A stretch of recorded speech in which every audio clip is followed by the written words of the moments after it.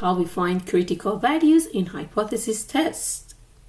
For example, the mean result of data analysis was 78. After implementing Excel, we want to test at 5% level of significance that the mean is increased.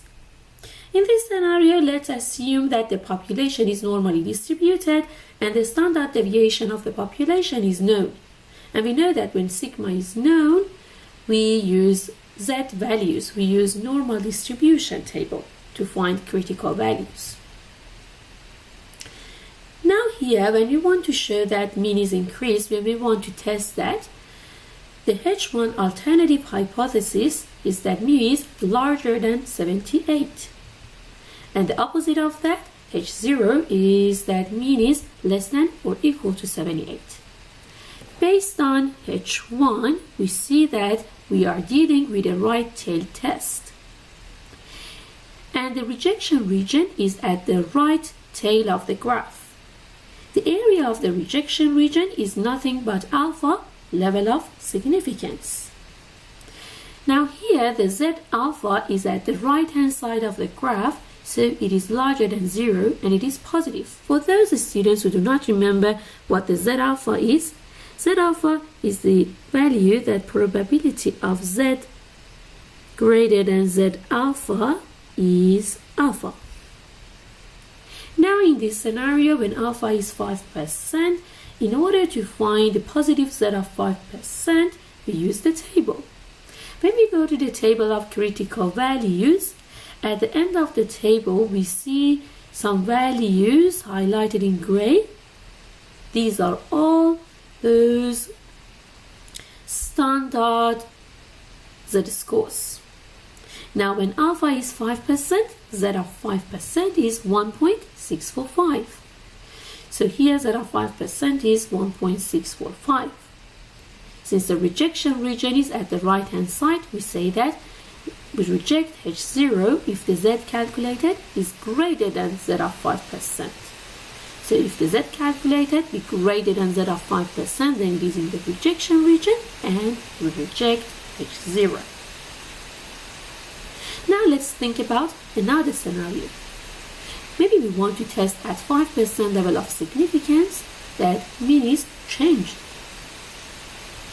So here H1 is mu is less than 78 or greater than 78. So we write it as mu is not equal to 78. So H0, which is the opposite of that, is mu equal to 78.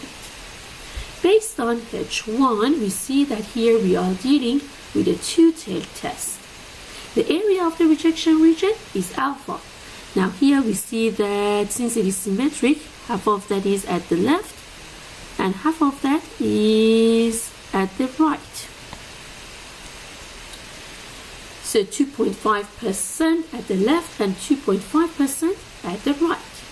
So we have two critical values, negative Z of alpha over 2 and positive Z of alpha over 2. So here, when alpha is 5%, we need to find Z of 2.5% and negative of Z of 2.5%. Again, we use the table. In the table, we read all those values related to Z at the end of the table. When we are dealing with 2.5%, that critical value is 1.96. So Z of 2.5% is 1.96 and negative of that, negative 1.96. Since it is a two-sided test, it is easy to see that if the Z calculated be greater than the Z of 2.5% or less than negative of 1.96, which is negative of Z of 2.5%, then it drops in the rejection region and we can reject H0. Otherwise, we cannot reject H0. Now let's think about another scenario.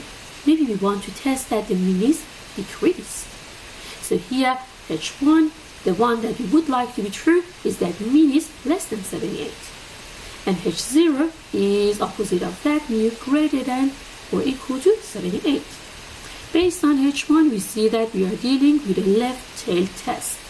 So rejection region is at the left-hand side of the graph. Now here, the critical value for us is a negative value.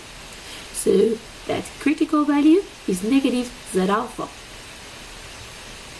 In order to read negative of Z of 5%, again we go to the table, and for 5% we read the value 1.645, and negative of that is negative 1.645.